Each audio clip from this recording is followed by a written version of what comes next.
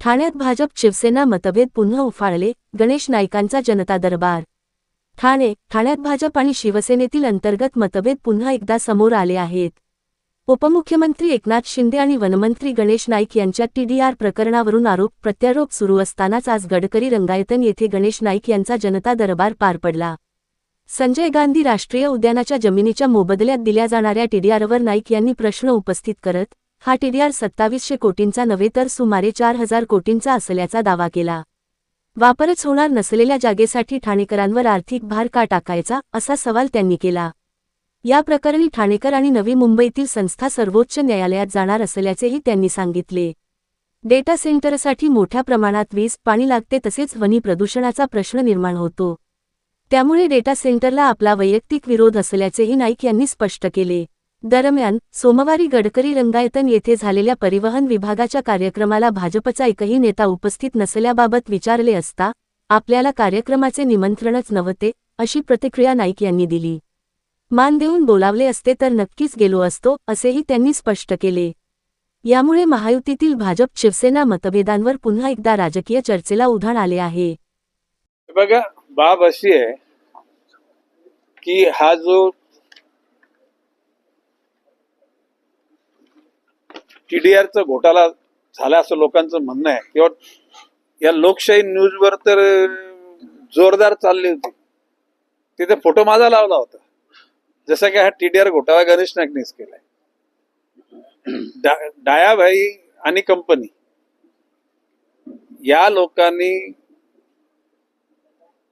महसूल विभागाच्या सहाय्यक आयुक्ताला कन्व्हिन्स केलं किंवा त्यांनी त्यांची बाजू मांडली आणि त्यांनी तिथून ऑर्डर घेतली की या लोकांना टीडीआर द्यावा।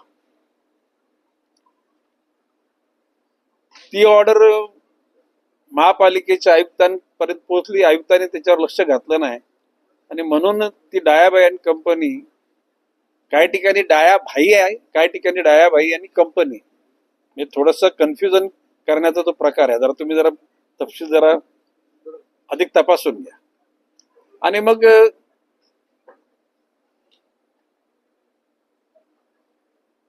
मुंबई हायकोर्टाने निर्णय दिला की यांना टीडीआर देण्यात यावा आणि ती ऑर्डर सुद्धा माननीय आयुक्तांकडे त्याने आणली। तरी सुद्धा आयुक्तांनी काय त्याच्यात काय म्हणजे कारवाई केली नव्हती। परत ड्यू कोर्स ऑफ टाइम मध्ये परत ते मग सुप्रीम कोर्टात गेले, सुप्रीम कोर्टातून सुद्धा त्याने ऑर्डर आणली। आता बाब अशी आहे की ही जी ज्या पर्पज साठी ही टीडीआर देण्याचं ठरलं, तर त्या ठिकाणी ठाणे महानगरपालिकेच्या डीपी प्लॅन मध्ये गार्डन म्हणून त्याचा उल्लेख केलाय। ऑलरेडी तो संजय गांधी उद्यानाचाच भाग होता, म्हणजे तिथं कसल्याही प्रकारचे त्या ठिकाणी काय संजय गांधी नॅशनल पार्क मध्ये जायला कोणाला मनाई नाहीये, सगळी जनता जाते आणि इकडे जाताना तर पैसे पण लागत नाहीत कुठल्या या ठाण्याच्या भागामध्ये। असं असताना लोकांचं म्हणणे असं, तुम्ही मगाशी बघितलं की सेव्ह SGNP असे जे काही लोक आले होते, त्यांचं म्हणणे की या ठिकाणी झाडं तोडतायत, कुंपण घालतायत वगैरे वगैरे वगैरे। इको सेन्सिटिव्ह झोन मधली जागेचा टीडीआर दिला जात नाही असा माझा समज आहे। आता हा टीडीआर ऑलरेडी तिथे ती मोकळी जागा होती। मला ते काही लोकांनी विचारल्यानंतर फार तर काय त्याला मोबदला काहीतरी मिळाला पाहिजे होता कोणाला, डायाबाई कंपनीला। मी म्हटलं विनोदानेच म्हटलं की मग त्या डायाबाईंनी आणि कंपनीने तिथे ऑक्सिजन पार्क करायला पाहिजे होता, सुगंधी पार्क करायला पाहिजे होता आणि 50 रुपये 100 रुपये एंट्री ठेवायला पाहिजे होती, म्हणजे त्यांचं उत्पन्न सुरू झालं असतं। आता हे 2700 कोटी तो 4000 कोटीचा आहे। टीडीआर कितीचा आहे, तिचे वर्थ किती आहे? 4000 कोटीचे। ज्या ठाणे महानगरपालिकेच्या नागरिकांना ज्या जागेचा वापरच होणार नाही, पूर्वी खुली हवा ती पूर्वी पण मिळत होती, ज्याचा वापरच होणार नाही अशा जागेकरता ठाण्याच्या लोकांनी या टीडीआर म्हणजे काय, क्षेत्रफळ वाढणार म्हणजे फ्लॅट वाढणार म्हणजे लोकसंख्या वाढणार। मग ठाण्याच्या जनतेने हा भार का सहन करावा? आता ठाण्यातले लोक पण कोर्टामध्ये जाणार आहेत. आमच्या नवी मुंबईमध्ये कॉन्शियस सिटीजन फोरम नावाचं एक ऑर्गनायझेशन आहे. ते लोकांनी सगळी तयारी केली आणि बहुतेक 4-5-6 दिवसामध्ये ते रजिस्टर करतील. रजिस्टर होणं, त्याच्यानंतर ते सुनावणीला येणं, मग त्याच्यावर स्थगिती मिळणं वगैरे हा प्रोसेस आहे. परंतु जनता जागृत आहे. मी त्या लोकांचं अभिनंदन केले. त्या लोकांचं कुठेतरी आपल्याला काहीतरी पाहिजे म्हणून नको ती नाटकं करून अशा प्रकारची यंत्रणा राबवणं हे उचित नाही. आणि ह्या गोष्टीचा फार समाजामध्ये निषेध होत आहे. आता करणारे करते करविते कोण आहेत मला नाही माहिती.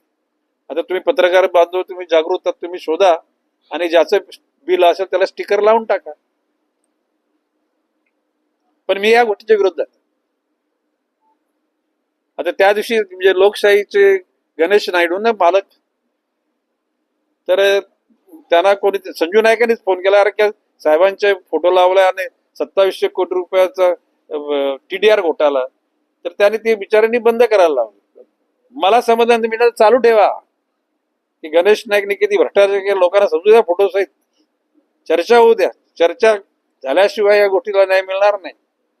आणि मग आता मग माझं म्हणणं ते एवढंच आहे. आता कोणी त्याने मनोज प्रधान मगाशी बोलला की वन खातं गेले. वन खात्याच्या आमच्या अधिकाऱ्यांनी सगळ्या प्रोसेस केल्या, पण काही लोकांनी दिरंगाई केली. तर काही लोकांनी दिरंगाई केली की तुम्ही पण शोधून काढा जरा. काय तुम्हाला सुद्धा काम पाहिजे की नाही थोडंसं शोधण्याचं. एक त्याच्यामध्ये ज्यावेळी